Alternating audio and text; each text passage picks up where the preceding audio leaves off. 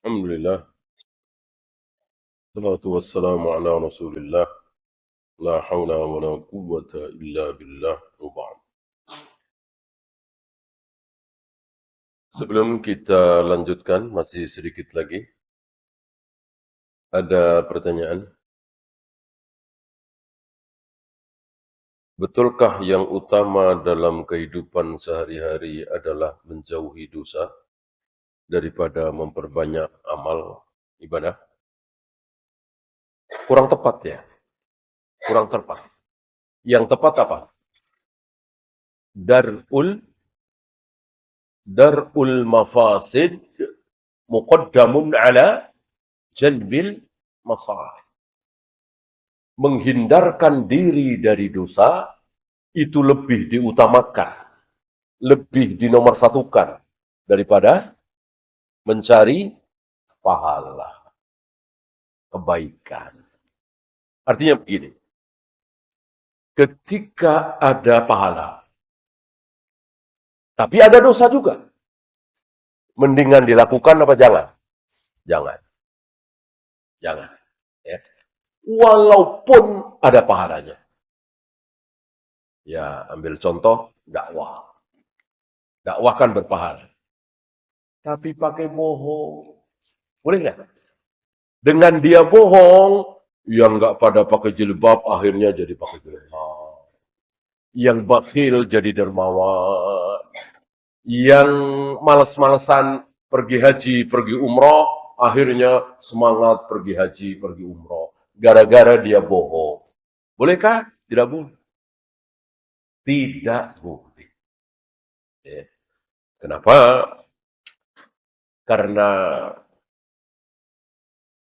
dalam kehidupan kita itu, mana yang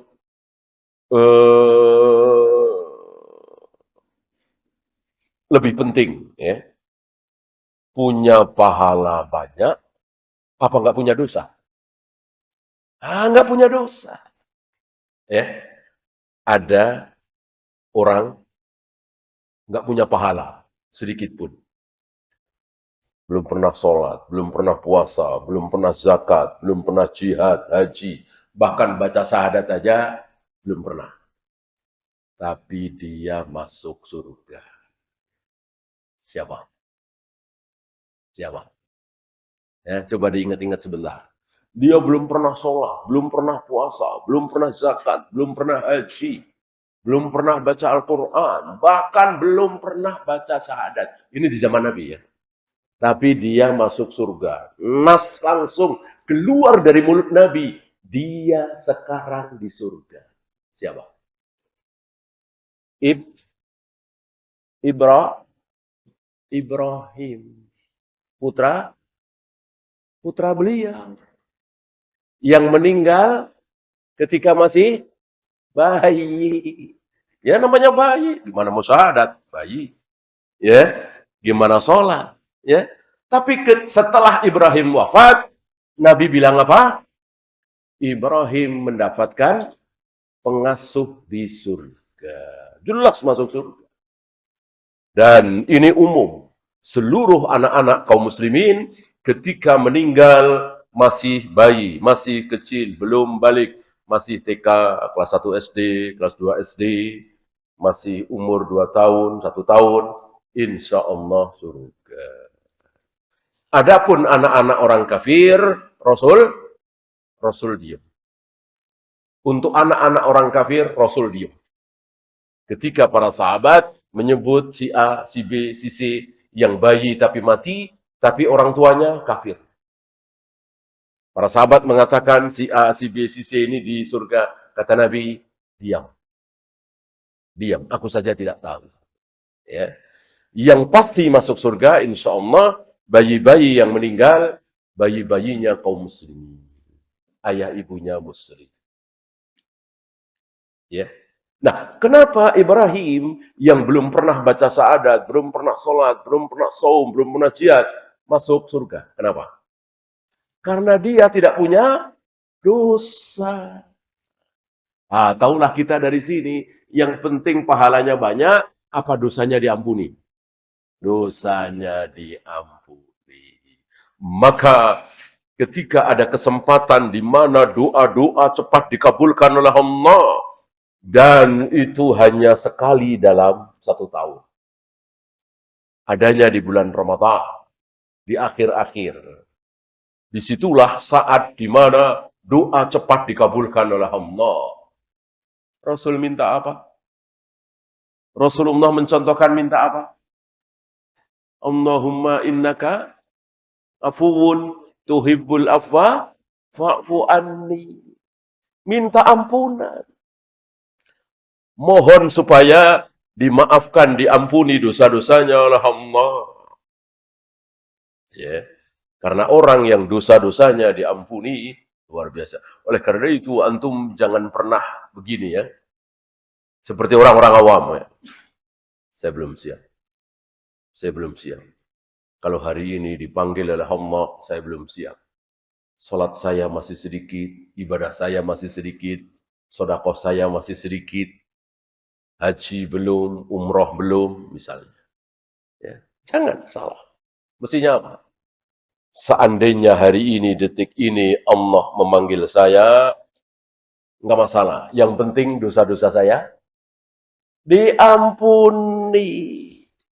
Itu yang penting. Pahalanya sedikit sekali, tapi dosa diampuni, nggak masalah. Pahalanya banyak, tapi dosanya tidak diampuni, ya disiksa dulu di neraka. Kan gitu. Ya. Nah, maka jangan sampai dalam kehidupan sehari-hari kita membiarkan diri kita berbuat dosa atas nama dakwah, atas nama sholat, atas nama umroh, atas nama haji, pakai bohong-bohong, mengelabui petugas, membohongi pemerintah, padahal mau haji, mau umroh. Jangan. Ya.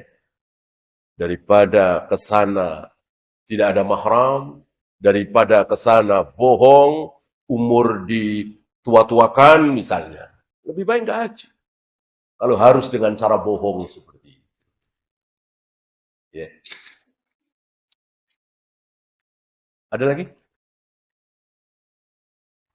Kalau tidak ada, kita lanjut sedikit.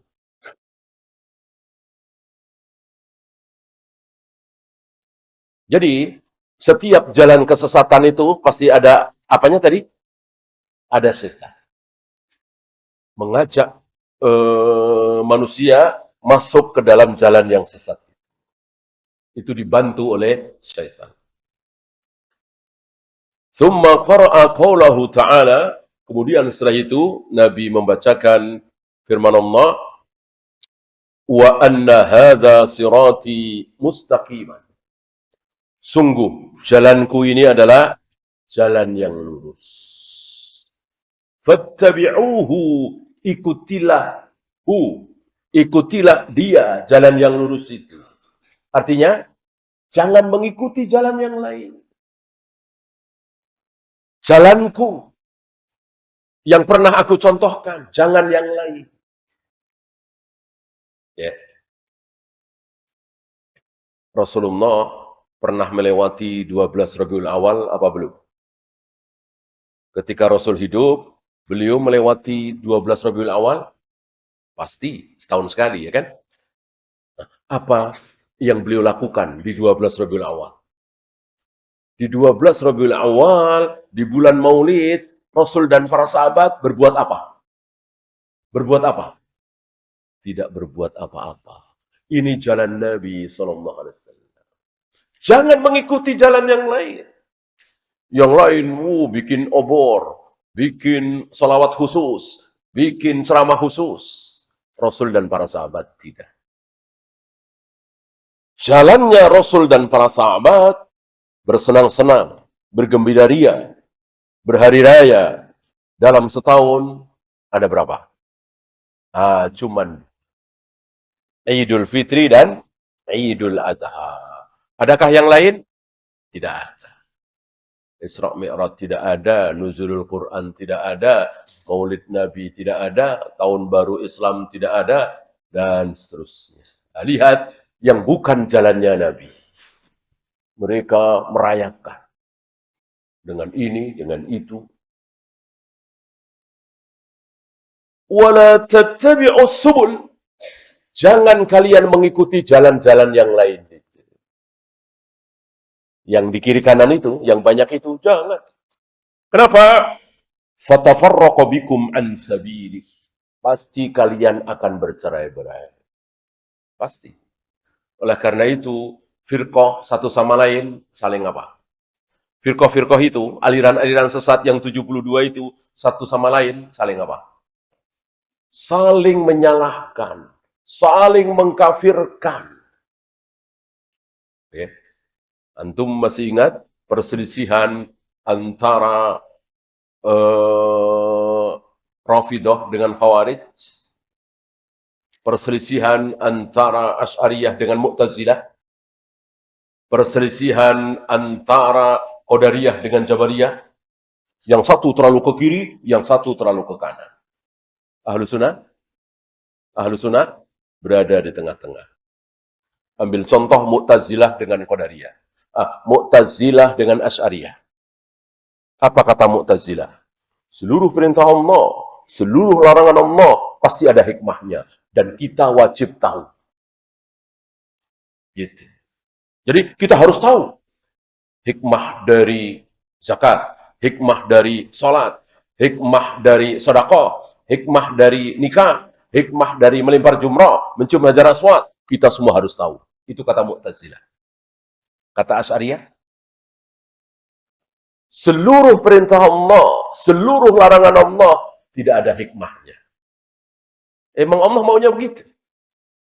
Ketika Allah menyuruh kita lempar-lempar jumrah, ya emang maunya Allah begitu. Nggak ada apa-apa di balik itu, nggak ada hikmahnya. Yang satu terlalu ke kanan, yang satu terlalu ke kiri. Ahlus Sunnah berada di tengah-tengah. Apa? Seluruh perintah Allah, seluruh larangan Allah pasti ada hikmahnya. Tapi tidak semua diketahui oleh kita.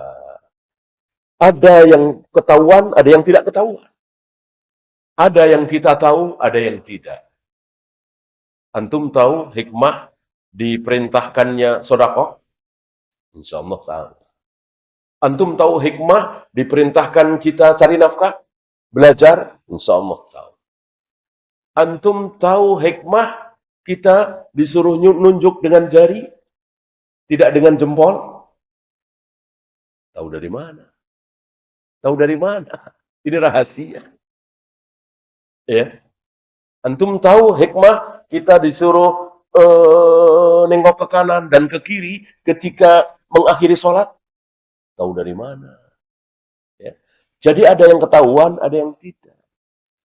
Yang tidak ketahuan biasanya ibadah mahdhah. Kan sudah kita bahas yang 3 itu. Salah satu ciri ibadah mahdhah, akal tidak bisa mencerna. Beda dengan ghairu mahdhah. Akal bisa mencerna.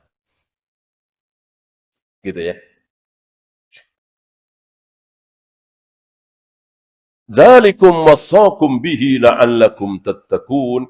Demikianlah apa yang diwasiatkan oleh Allah agar kalian bertakwa. La'alla, jika la'alla dikamuskan sering diterjemahkan dengan semoga, mudah-mudahan.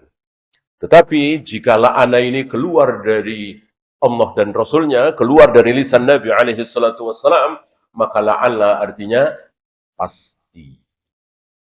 Pasti. Maka la'allakum tattaqun, kalian pasti bertakwa jika kalian mentaati ini. Ya. Ya, itu saja kita akhiri. Subhanakallahumma bihamdika asyhadu an la ilaha illa anta astaghfiruka wa atubu ilaik. Assalamualaikum warahmatullahi wabarakatuh.